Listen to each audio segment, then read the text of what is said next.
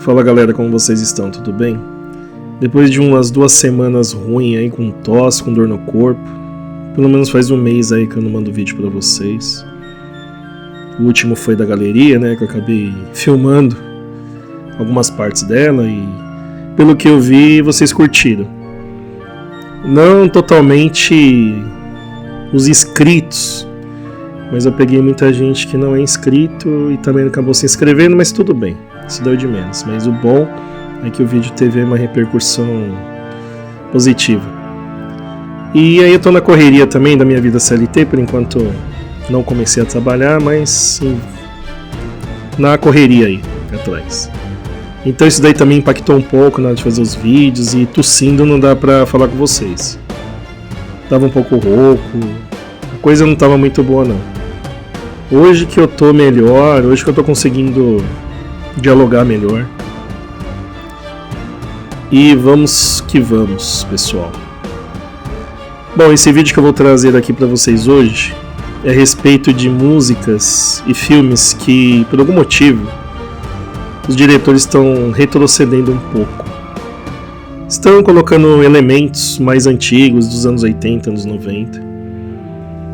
E eu acho que isso daí tá sendo crucial para ter um público maior.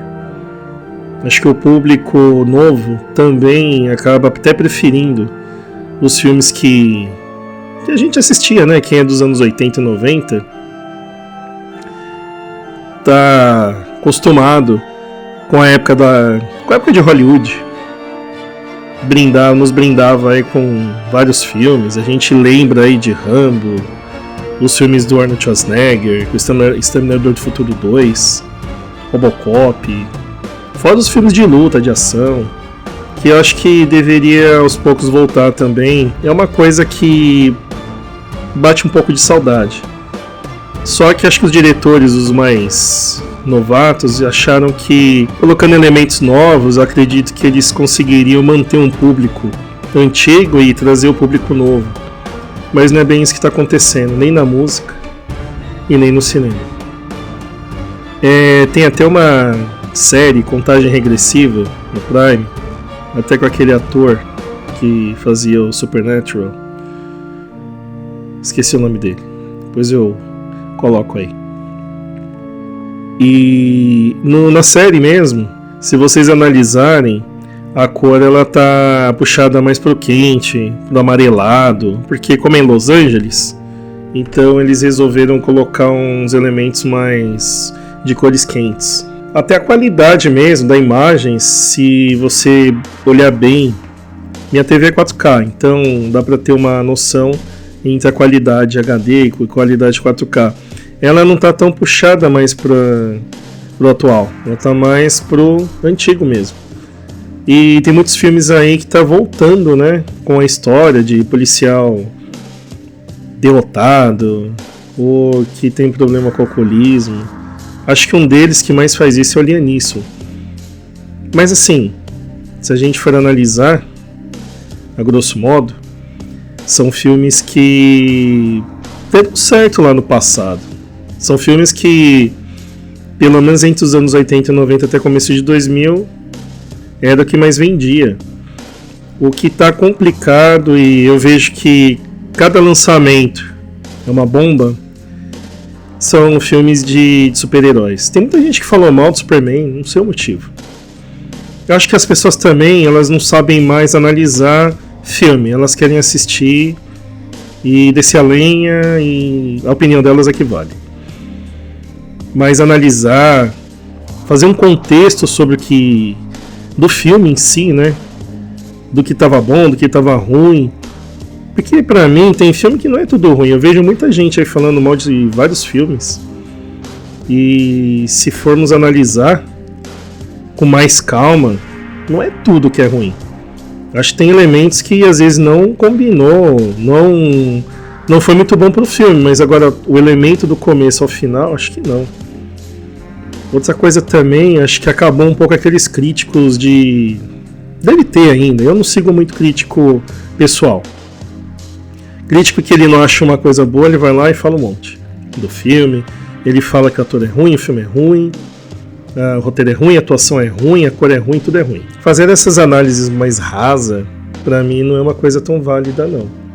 Tem filme que realmente é ruim, isso daí eu concordo. Eu não faço análise de filmes porque eu também não sou formado em cinema e eu não tenho tanta propriedade para isso.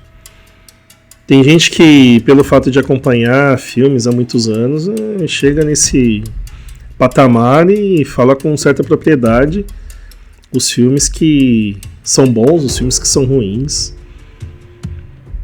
Mas eu vejo que no contexto geral os filmes estão com uma certa decadência.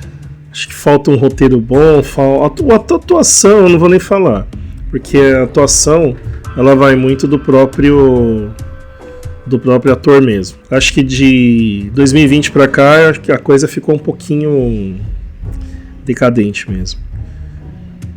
Vamos ver aí em filmes de super-heróis o futuro como vai ser e ver com os diretores, né, a proposta de cada diretor que tá aparecendo, até mesmo no terror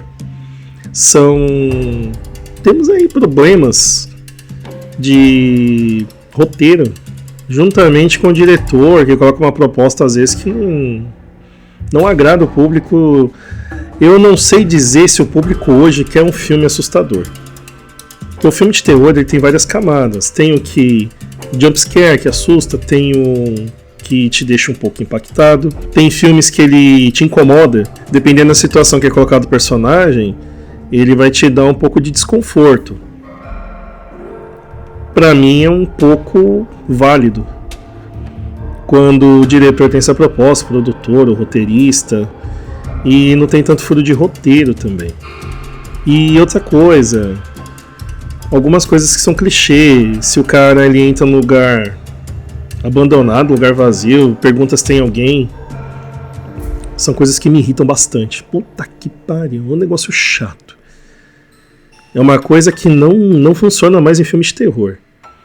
Se não tem ninguém, se tá vazio, se a pessoa vai chamar alguém pra saber se tem alguém lá, eu acho que é coisa tão... desvaloriza totalmente o filme.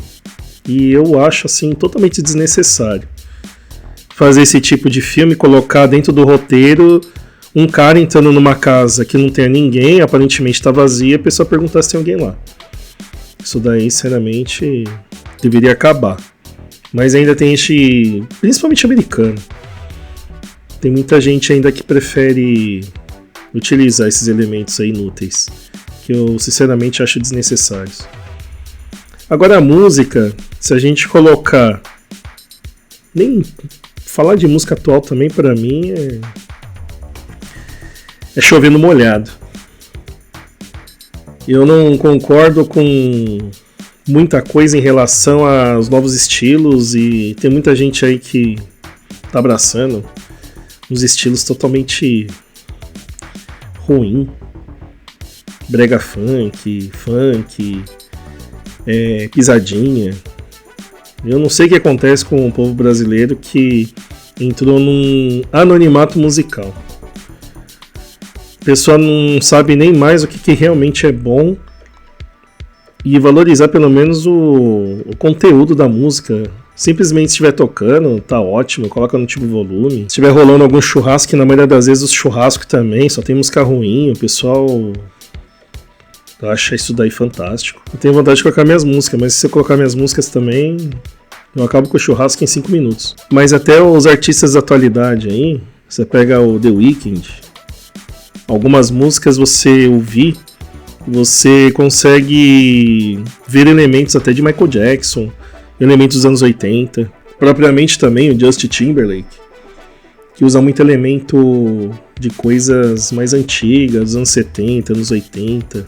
Não que eu goste dele e nem aprecie a música dele e também não tenho por que falar mal da música dele. Mas galera, o que dizer daqui pra frente que pode acontecer aí com o mercado de cinema, o mercado musical? É uma incógnita pra mim. Porque um é linkado ao outro. Não tem algum filme que tem algum fundo musical, alguma música que lá atrás, quando você era criança, era adolescente, que acaba tocando, ou se eles falam de um filme baseado nos anos 90, que não toca algum hit daquela época, eu acredito muito que uma coisa venha levar a outra. No entanto, que tem, na época, hoje não tem mais, assim, você não vê. Hoje eu não vejo bandas ou um grupo musical fazendo uma música direcionado ao filme, por exemplo, que o Guns N' Roses fez pro filme Exterminador do Futuro 2. Pra mim, acho que tá faltando um pouco de originalidade em relação a tanto os diretores como os produtores musicais.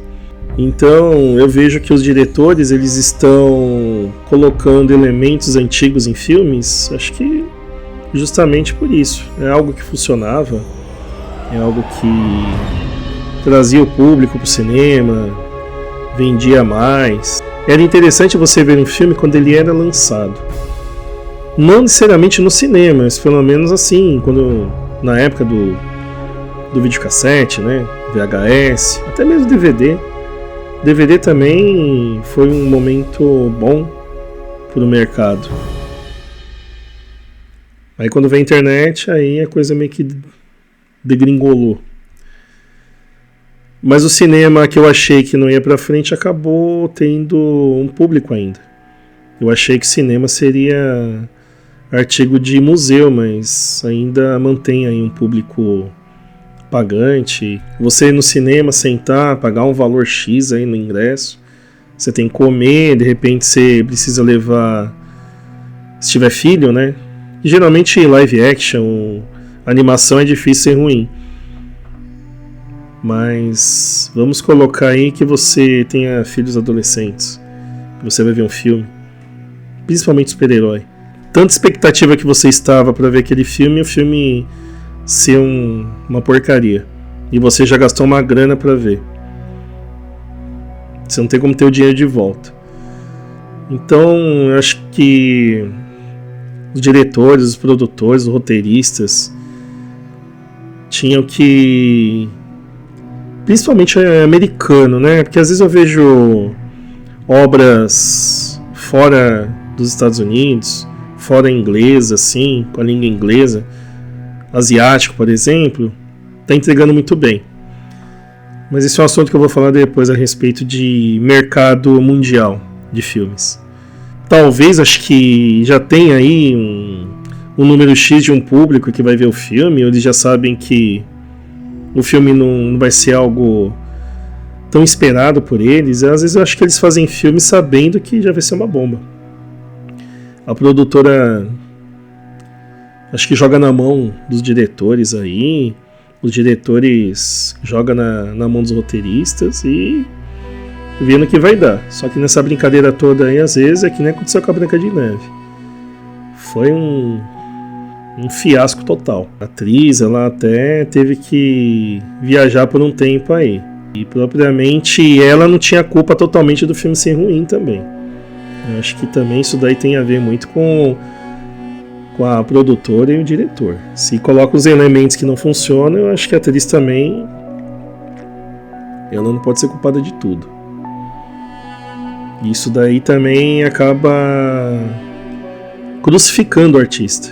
E muitas vezes o público prefere culpar o artista do que propriamente a própria produtora de ter feito o filme. O diretor de ter colocado os elementos que não funcionam. É o caso de um ator paquistanês aí, Kumail Nanjiani, que fez o papel em Eternos. Ele recebeu uma proposta de pelo menos 6 filmes. Ele mesmo achou que ele ia passar 10 anos com o melhor papel da vida dele. Ele foi lá, treinou, fez tudo pro papel e ele achou que isso ia ser algo pro resto da vida dele. Não vou dizer que ele ia aposentar fazendo filme, mas pelo menos ele ia ficar tranquilo aí por alguns anos. Porém, todos sabem, né, que aquele Eternos foi uma bomba. E ele teve a triste notícia que depois do primeiro filme eles cancelaram todo o resto. Ele chegou a comentar que ele precisou fazer até tratamento psicológico depois dessa notícia aí, ele não ia poder mais interpretar o personagem da Marvel. Então isso daí pode acabar acontecendo hoje em dia Principalmente, né, a Marvel pertencendo à Disney, aí fica difícil.